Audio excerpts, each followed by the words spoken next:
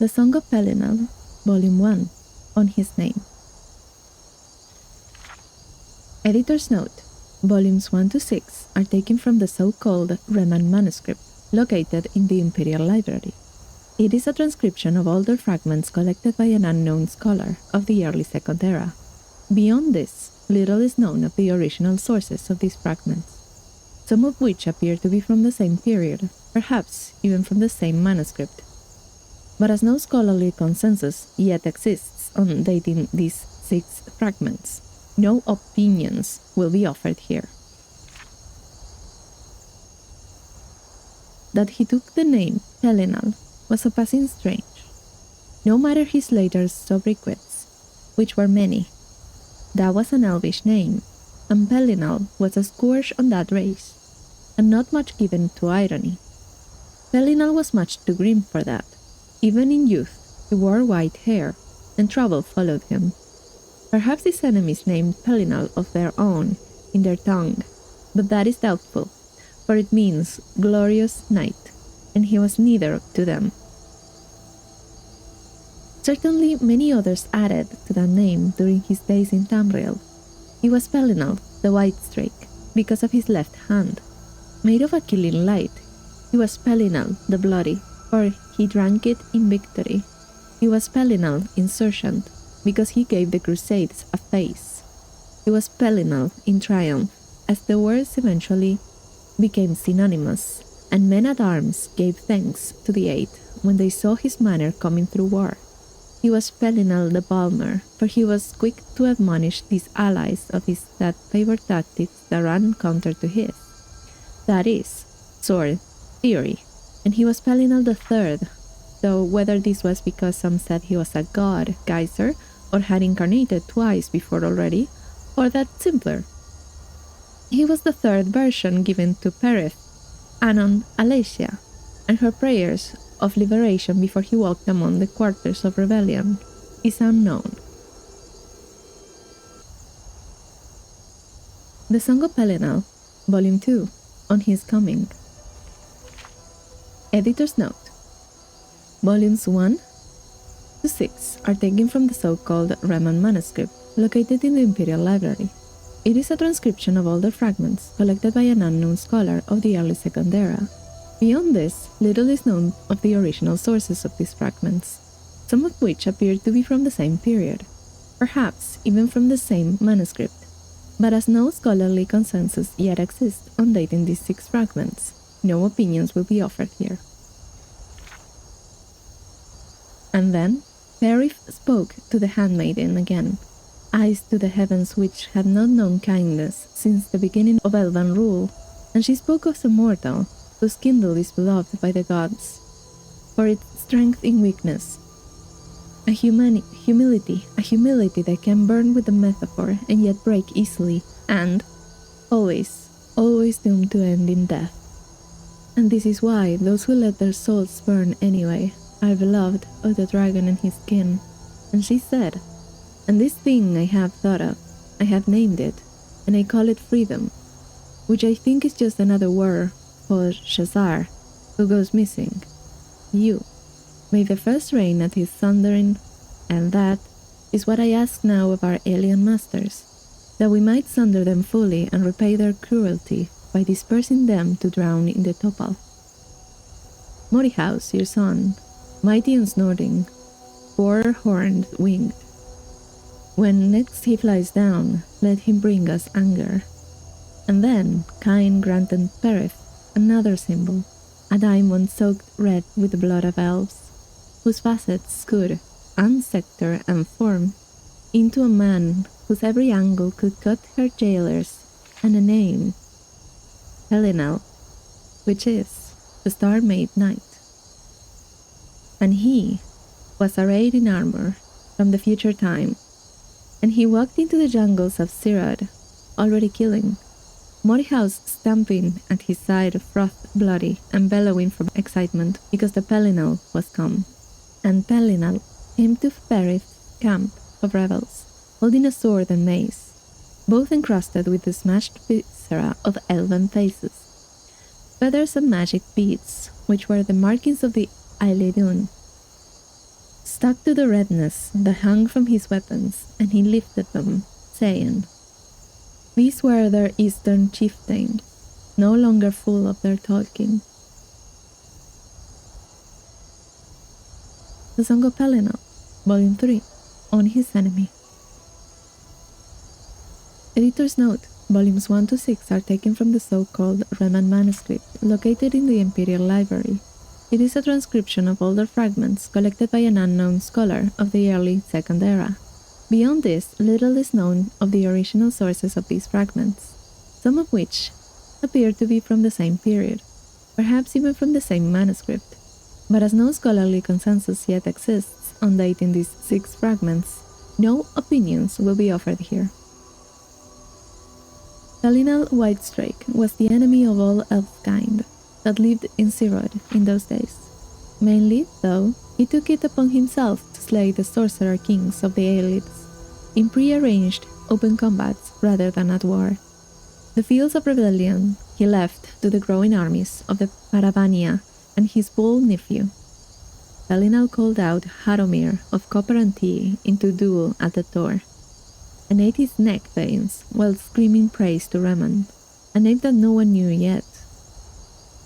Ordhaur, the Sharper's head, was smashed upon the goat's-faced altar of Ninendava, and in his wisdom Pelinal set a small plague spell to keep that evil from reforming by welking magic. Later that season, Pelinal slew Hadhul on the granite steps of Seyatar, the Fire King's spears, knowing their first refute. For a time, no weapon of the Aelids could pierce his armor, which Pelinal admitted was unlike any crafted by man, but would say no more, even when pressed. When Huna, whom Pelinal raised from grain slave to hoptile and loved well, took death from an arrowhead made from the beak of Selethalel, the singer, the Whitestrake went on his first madness. He wrought destruction to the Narlemae, all the way to Saladil, and erased those lands from the maps of elves and men, and all things in them, and Perith was forced to make sacrifice to the gods to keep them from leaving the earth in their disgust.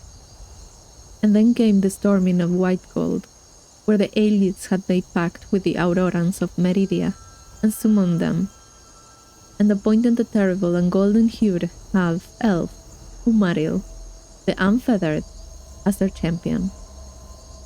And, for the first time since his coming, it was Pelinal who was called out to battle by another, for Umaril had the blood of the Ara and would never know death. Song of Pelinal, Volume 4, On His Deeds. Editor's note: Volumes 1 to 6 are taken from the so-called Reman manuscript, located in the Imperial Library.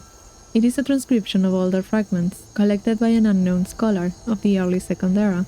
Beyond this, little is known of the original sources of these fragments, some of which appear to be from the same period, perhaps even from the same manuscript, but as no scholarly consensus yet exists on dating these 6 fragments, no opinions will be offered here. Pelinal drove the sorcerer armies past the Niven, claiming all the eastern lands for the rebellion of the Paravania, and Cain had to send her rain to wash the blood from the villages and forts that no longer flew Aelid banners.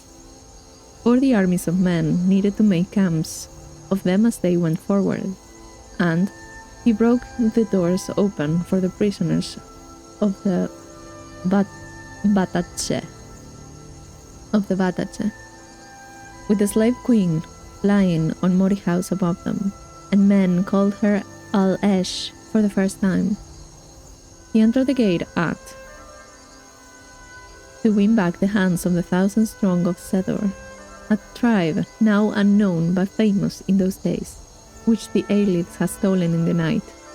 2,000 hands that he brought back in a wagon made of demon bone, whose wheels trailed the sound of women when ill at heart. Text lost. And after the first pogrom, which consolidated the northern holdings of the men of Greth. He stood with white hair, gone brown with elf blood at the bridge of Heldon, where Perif's falconers had sent for the Nords. They, looking at him, said that Shore had returned, but he spat on their feet for profaning that name. He led them away into the heart of the hinterland west to drive the Aelids inward, towards the Tower of White Gold, a slow retreating circle that could not understand the power of man's sudden liberty, and what fury idea that brought. His mace crushed the thunder ranches that Umaril sent as harriers on the rebellion's long march back south and east, and carried Morihau's breath of kine to Suathas, the clever cutting man, a need with a Keptu name for healing when the bull had fallen to a volley of bird beaks. And of course at the Council of Skiffs, where all of the Parvania's armies and all of the Nords shook with fear at the storming of White Gold. So much so that the Al-Esh herself counselled delay. Pelinal grew furious, made names of Umaril, and made names of what cowards he thought he saw around him, and then made for the tower by himself. For Pelinal often acted without thought. The Song of Pelinal, Volume 5, on his love for Morihaus. Editor's note: Volumes 1 to 6 are taken from the so-called Reman manuscript, located in the Imperial Library. It is a transcription of older fragments collected by an unknown scholar of the early Second Era. Beyond this, little is known of the original sources of these fragments, some of which appear to be from the same period, perhaps even from the same manuscript. But as no scholarly consensus yet exists on dating these 6 fragments, no opinions will be offered here. It is a solid truth that Morihaus was the son of Cain, but whether or not Pelinal was indeed the Cesarin was best left unsaid. For once Plontinu, who favored the short sword, said it, and that night he was smothered by moths.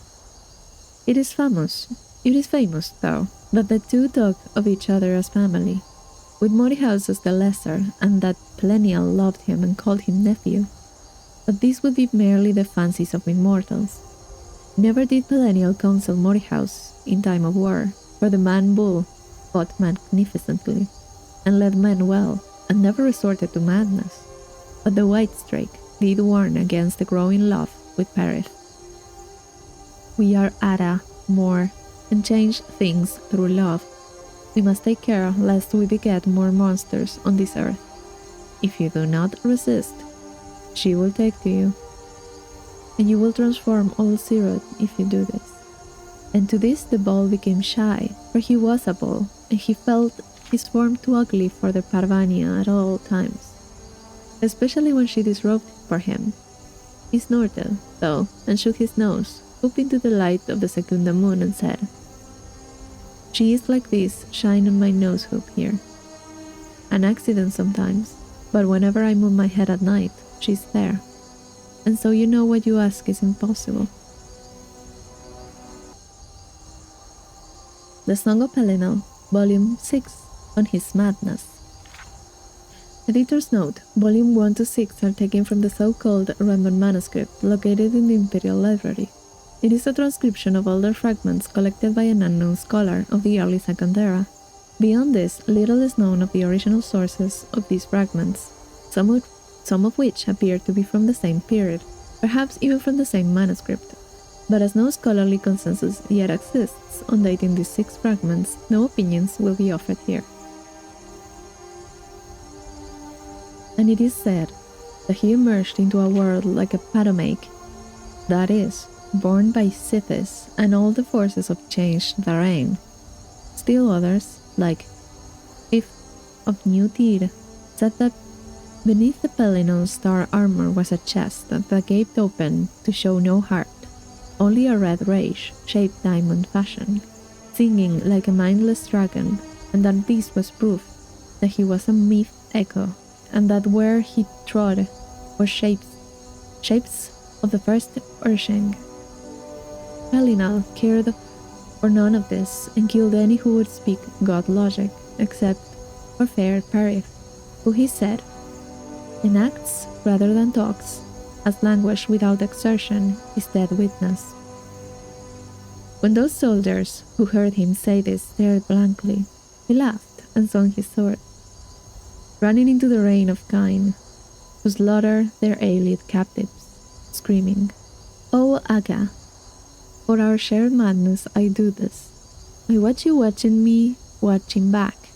Umaril dares call us out, for that is how we made him, and it was during these fits of anger and nonsense that Pelinal would fall into the madness, where whole swaths of lands were devoured in divine rampage to become void, and Alicia would have to pray to the gods for their succor, and they would reach down as one mind and soothe the white streak until he no longer had the will to kill the earth in whole. And Gareth, of the men of G, once saw such madness from afar and maneuvered, after it had abated, to drink together with Pelinal, and he asked what such an affliction felt like, to which Pelinal could only answer, like when the dream no longer needs its dreamer.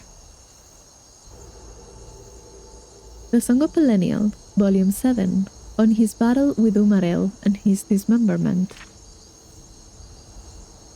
Editor's note: Volumes 1 to 6 are taken from the so-called Reman manuscript, located in the Imperial Library. It is a transcription of older fragments collected by an unknown scholar of the early Second Era.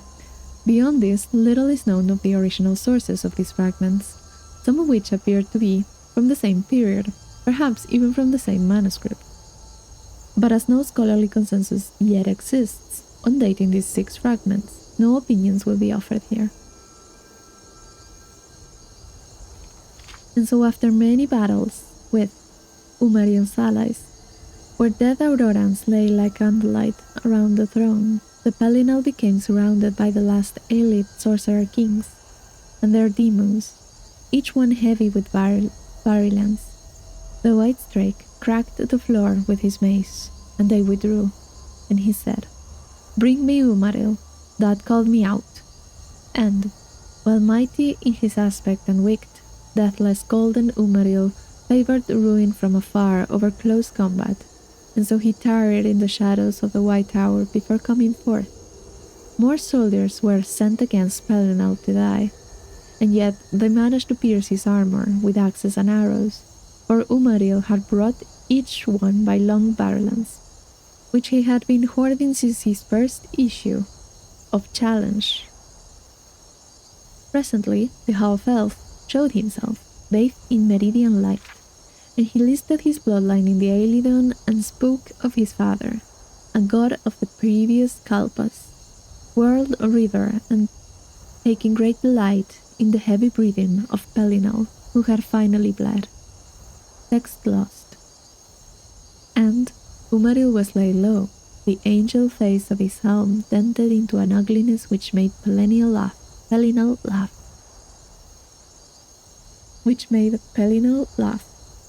And his unfeathered wings, broken off with the sword strokes delivered while Pelinal stood, frothing, above him, insulting his ancestry and anyone else that took ship from old Elenfey, which angered the other elvish kings and drove them to madness of their own, and they fell on him, speaking to their weapons, cutting the Pelinal into eights while he roared in confusion, which even the Council of Skiffs could hear. Text lost. Ran when more shook the whole of the tower with mighty bashing from his horns. The next morning, and some were slain in overabundance in the taking, and men looked for more Aelid to kill, but Pelinal had left none save those kings and demons that had already begun to flee. It was Morihaus who found the white strake's head, which the kings had left to prove their deeds, and they spoke, and Pelinal said things of regrets. But the rebellion had turned away, and more words were said between these immortals that even the Paravant would not deign to hear. The Song of Pelinal, Volume 8, on his revelation at the death of Al-Esh. Editor's note: Volumes 1 to 6 are taken from the so-called Roman manuscript located in the Imperial Library. It is a transcription of older fragments collected by an unknown scholar of the early Second Era. Beyond this, little is known of the original sources of these fragments, some of which appear to be from the same period, perhaps even from the same manuscript. But as no scholarly consensus yet exists on dating these 6 fragments, no opinions will be offered here. And left you to gather sinew with my other half, who will bring light thereby to that mortal idea that brings the gods great joy, that is, freedom, which even the heavens do not truly know, which is why our Father, the text lost, in those first days, spirits or swirls, before convention, that which we echoed in our earthly manus, let us now take you up. We will show our true faces, which eat one another in amnesia each age.